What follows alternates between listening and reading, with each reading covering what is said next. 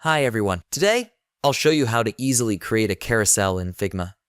Let's create a simple image carousel in Figma. Start by opening Figma and adding a frame. Set the width to 245, round the corners to 20, and add a drop shadow. Adjust the opacity, X and Y values, and add some blur. Duplicate the frame and set the new width to 100. Align both frames and turn them into an auto layout named Photos. Add a small rectangle for the progress bar, set its width to 50 and height to 12, and round the corners to 20. Change the color to a darker blue. Duplicate the bar, set its width to 20, and create an auto layout. Duplicate to have 3 progress bars, representing 3 photos. Select everything and frame it.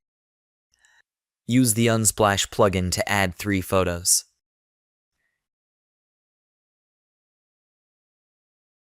Duplicate the frame. Set the first photo width to 100 and the second to 245. Adjust the progress bars accordingly. Repeat for the third frame, adjusting widths and progress bars. Select everything and create a component set. In the prototype panel, link the progress bars and images. Set interactions to unclick, smart animate, gentle, 800 is. Link all photos and progress bars correctly.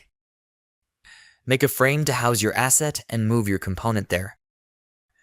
I hope you enjoyed these tips on how to create a carousel in Figma. This video is part of a playlist with more Figma tips. Check out the full web page design tutorial in the description below.